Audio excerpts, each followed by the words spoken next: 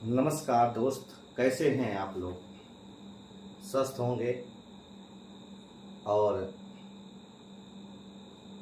अच्छे मेहनत कर रहे होंगे, तैयारियां कर रहे होंगे, क्योंकि एक ऐसा समय होता है और ये समय में आप कुछ बन भी सकते हैं, बिगड़ भी सकते हैं। मगर रही बात यह है कि जो समय आता है बहुत बहुमूल्य होता है और ये समय दोबारा मिलता नहीं है।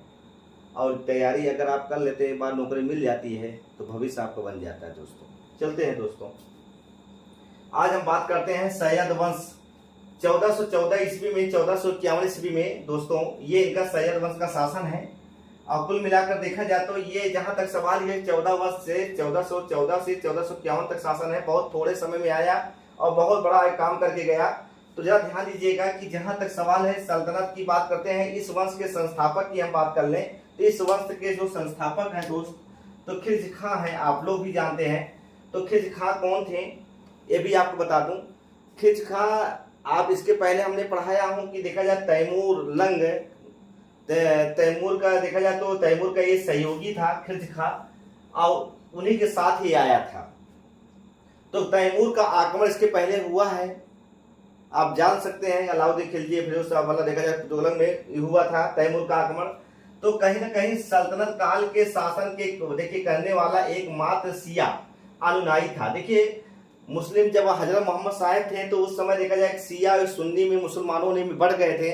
उसमें से ये कौन था? शिया वंश का था। शिया तो शिया का अनुयायी का राजवंश था।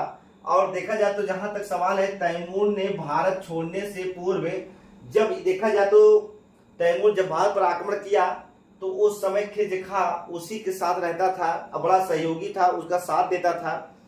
और दोस्तों सबसे बड़ी बात है कि मुल्तान पर देखिए उन्होंने जब तैमूर ने भारत पर आक्रमण किया तो मुल्तान पर कब्जा किया, लाहौर पर कब्जा किया, दीपालपुर का कब्जा किया। और कब्जा करने के बाद जब ये जाने लगा तो इनको खिलजी खां को देते हुए गया, कहा आप यहाँ के सूबेदार बन जाओ। खिलजी खां को बनाया गया।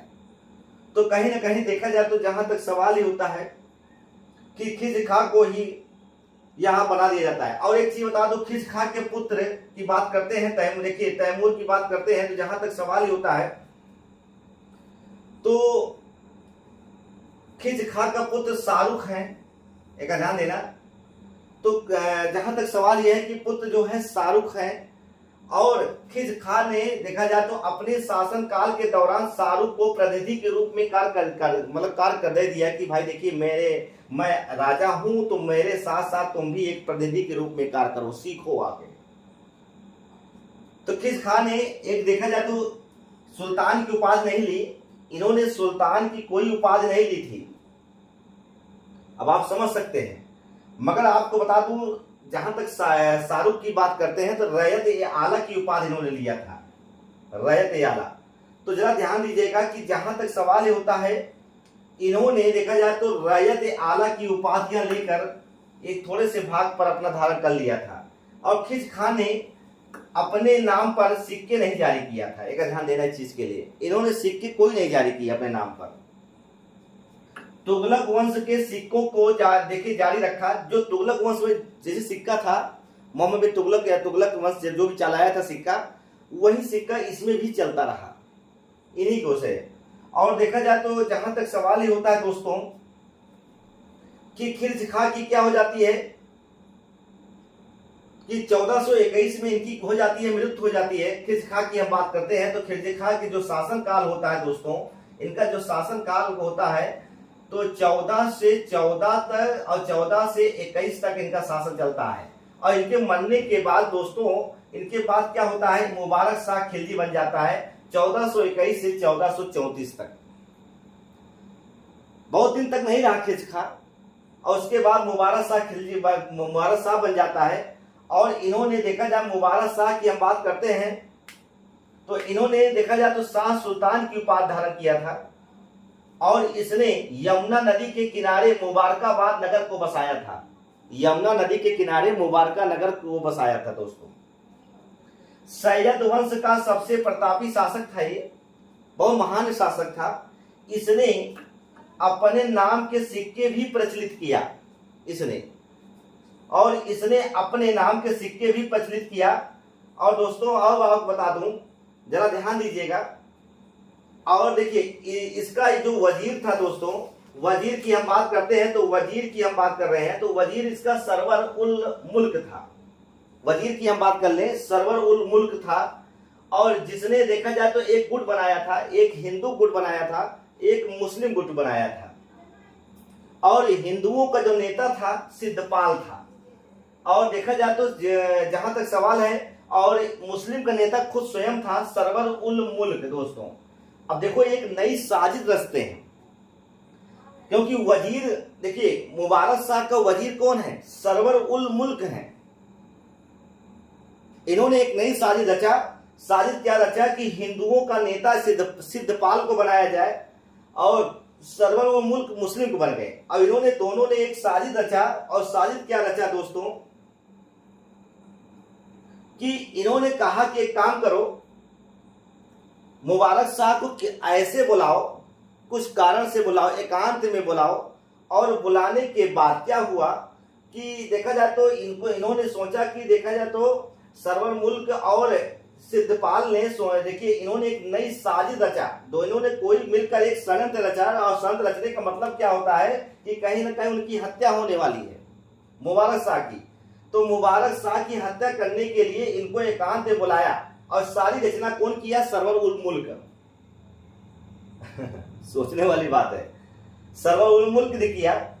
और उधर बता दूं आपको, जरा ध्यान दीजिएगा, जब किसी तरह मतलब कि राजी हो गया, और राजी होने के बाद तो इन्होंने सरवर उल मुल्क ने कहा सिद्धपाल से, देख बेटा निपटा दे, नहीं मौका नहीं मिलेगा। तो सरवर देखिए जाए तो सिद्धपाल ने जैसे ही कहा, अरे राजा साहब थोड़ा उधर देखिए उधर देखिए, जैसे उधर उधर कहा वैसे छुरा निकाला और भोंक दिया। और जिससे कारण से क्या हो जाती है, मुबारक शाह की क्या हो जाती है दोस्तों, मृत्यु हो जाती है।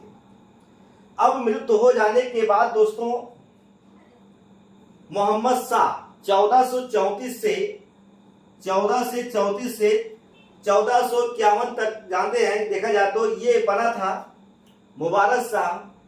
और दूसरी बात बता दूं आपको, जरा ध्यान दीजिएगा कि ये क्या था, मुबारक शाह के भाई, जो मुबारक शाह था उसका भाई फरीद का एक पुत्र था। मतलब ये कुल मिलाकर देखा जाए चचेरा भाई था मुबारक शाह का, नहीं भतीजा था, एक प्रकार सॉरी भतीजा था। तो ये एकदम अयोग्य था दोस्तों, ये अयोग्य शासक था। इसका वास्तविक शक्तियां किसके हाथ में थी, सरवर उल मुल्क, वही जो इन्होंने देखा जाए तो उसकी हत्या करवाया मुबारक शाह की, और सारे अपने हाथ में ले लिया हरकंडा। और इसी के समय अफगान सरदार बहलोल लोदी भी आया था। अब आप समझ सकते हैं कि बहलोल लोदी का आगमन शुरू हो गया दोस्तों। और कहीं न कहीं बहलोल लोदी अफगान भारत में आया। और देखा जाए तो मोहम्मद शाह, देखा जाए तो उस समय क्या हुआ, मोहम्मद शाह इसका बहुत ही एक चहेता बन गया। और चहेता का मतलब क्या होता है कि इसको अपना पुत्र समझता था। कहता था कि भारत आया, और आने के बाद मोहम्मद शाह अपना इसको पुत्र कहकर पुकारता था कि हे पुत्र तुम आ गए, जरा मैं बहुत बड़ा काम मेरा हो जाएगा, मतलब एक प्रकार मैं जिंदा हो गया।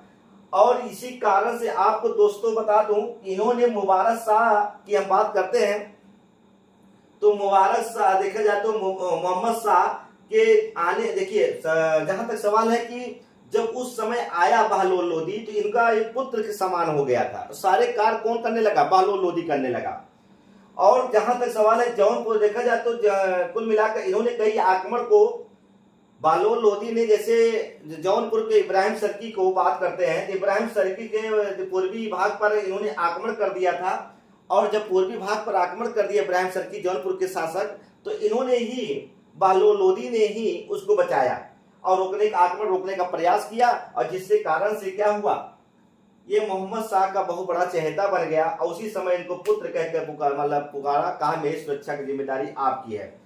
और उसी समय क्या होता है कि जहां तक सवाल ही होता है, लोदी ने सुरक्षा की और इसी कारण से इनको क्या मिल जाए, पुत्र कहा जाता है। और इसके मरने के बाद अलाउद्दीन आलम शाह बनते हैं, कुछ समय के लिए बनते हैं।